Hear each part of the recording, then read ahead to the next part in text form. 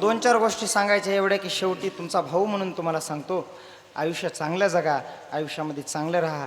गावामध्ये सप्ताह असताना नामयज्ञामध्ये सहभागी व्हा, ज्ञानयज्ञामध्ये सहभागी व्हा, अन्नदानामध्ये सहभागी व्हा, ज्ञानेश्वरी पारायणाला या, ज्ञानेश्वरी पारायणाकरता बसा. ज्ञानेश्वरीसारखा ग्रंथ नाही हो.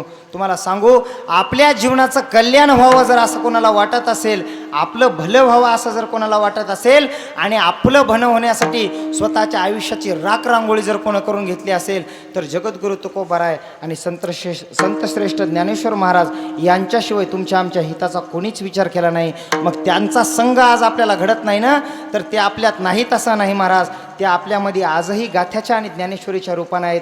एकदा ज्ञानेश्वरीचा संघ धरा, एकदा गाथ्याचा संघ धरा, तुमचा सुद्धा हनुमान महाराज झाल्याशिवाय राहणार नाही. काय केलंय महाराज मी?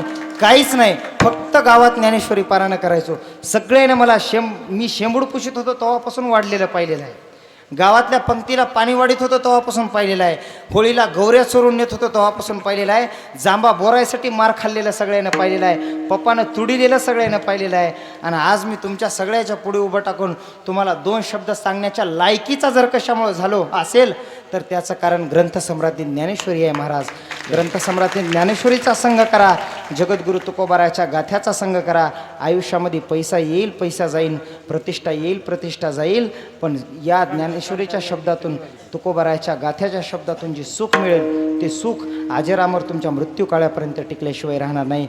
तुकोबारायाचा संघ धरा, ज्ञानेश्वरीचा संघ धरा, तुमच्या आमच्या जीवनाचं सोनं झाल्याशिवाय राहणार नाही.